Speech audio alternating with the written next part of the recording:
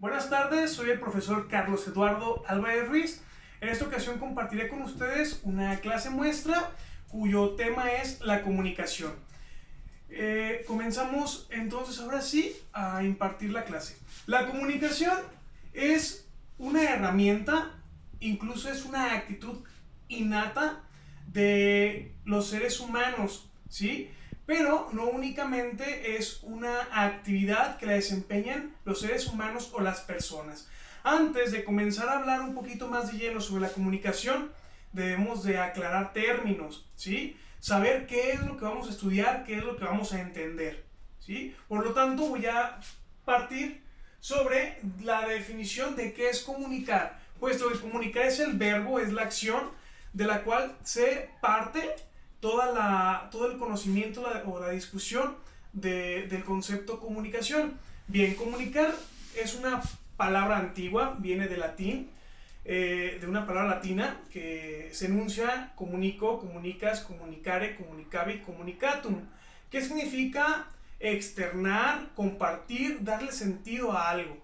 Por lo tanto, la comunicación como tal va a ser un proceso de intercambio de información, de mensajes entre dos seres. Estos seres pueden ser humanos, pueden ser digitales, pueden ser animales o pueden ser también algunas especies de vegetales. ¿Por qué? Porque vamos a ver que existen dos tipos de comunicación importantes, dos tipos de procesos de comunicar. El primer tipo es el lingüístico o verbal. Y el segundo tipo es el no lingüístico o el no verbal. Bien, el tipo de comunicación verbal es aquel que nosotros conocemos, que es propio y únicamente de los seres humanos. ¿Por qué? Porque se hace consciente este intercambio de comunicación entre un emisor y entre un receptor. Es decir, entre alguien que quiere expresar un mensaje y alguien que lo va a recibir. Y la comunicación no verbal pues va a implicar otros tipos de expresiones, por ejemplo, la gesticulación, el lenguaje verbal e incluso el lenguaje emocional. Muchas veces nosotros podemos transmitir situaciones, mensajes, sin utilizar ni la escritura ni el lenguaje. Por ende, tras estas tipificaciones de comunicación, el tipo más importante es la comunicación verbal. La comunicación verbal va a imprimir gramática, sintaxis, cohesión, ortografía, un significado a cada símbolo, signos, señales, etcétera, que conforme vayamos avanzando en la clase vamos a ir entendiendo un poquito. Entonces ya sabemos qué es comunicar, ya sabemos qué es la comunicación.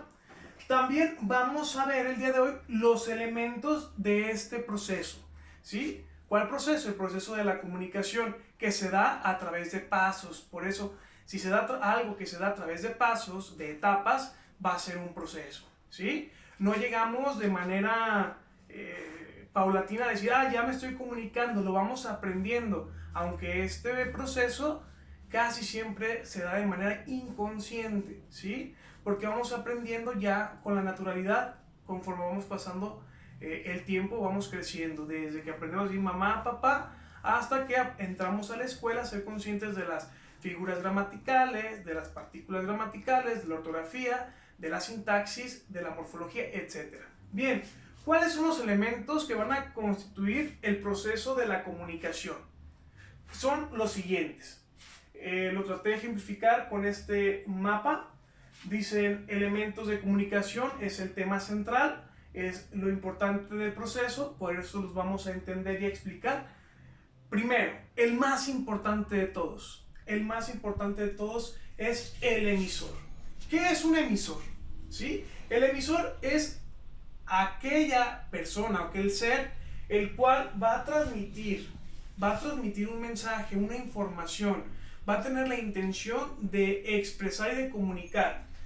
Él codifica a través de signos, de señales, de alfabetos, de abecedarios, de sonidos, un significado, ¿sí? Un significado en su mensaje, en su aspecto comunicativo. Siempre es el que inicia la conversación, la comunicación, la transmisión de un mensaje.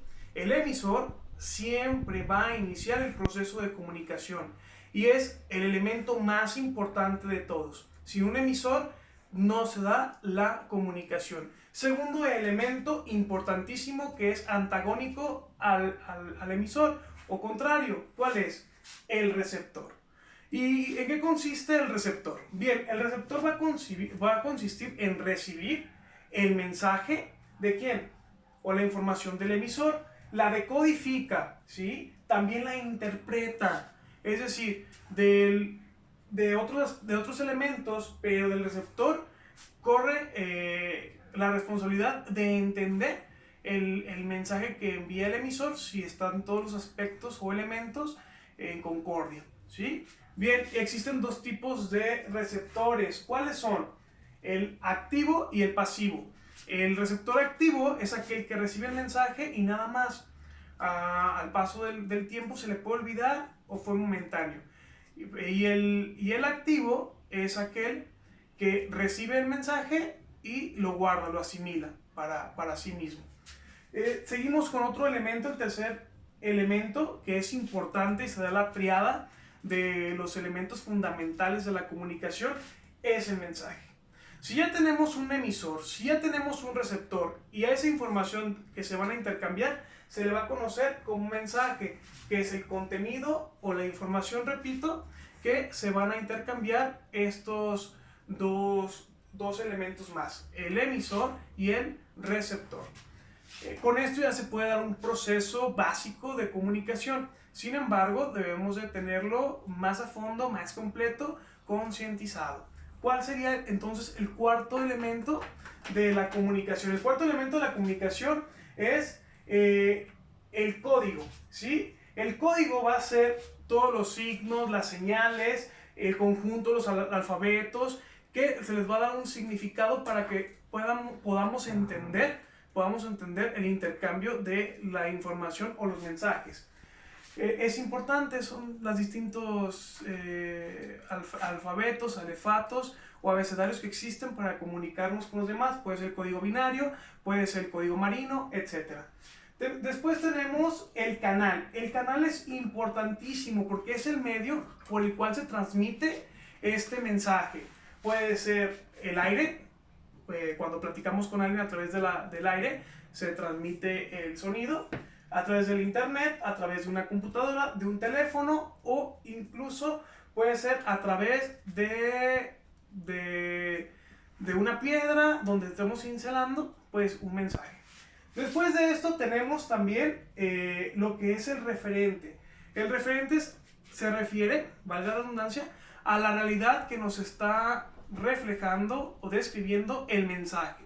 Si yo digo la mesa es de madera, la realidad que me está haciendo referencia es mesa, ¿sí? La mesa es de madera. Mesa es la realidad de la cual estoy hablando, sigo haciendo referencia en el mensaje.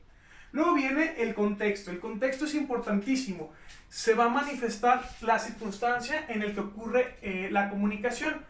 Puede ser según el tiempo, según el lugar, según el espacio, según la cultura. Después de que tenemos el contexto, viene ahora sí lo que viene siendo la retroalimentación. La retroalimentación es la parte fundamental, la parte final de la comunicación. Es donde nos vamos a dar cuenta si el mensaje que le he tratado de transmitir al receptor, si lo entendió de una manera correcta.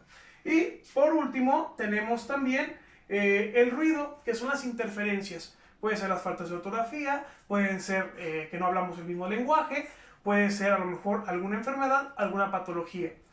Entonces, a grandes rasgos, esta es la presentación, la introducción a lo que es comunicación y sus elementos de una manera explicada ágilmente para poderla entender. Y por último, quisiera terminar con una evaluación de identificación con dos preguntas. La primera es, ¿qué es comunicación? Y la segunda es, ¿cuál de los siguientes elementos no pertenece a la comunicación? A, código, B, emisor, C, diálogo. Esto es para tener una prueba estandarizada y saber si los conocimientos fueron adquiridos. Muchísimas gracias por su atención, espero les agrade y estamos en contacto y a sus órdenes.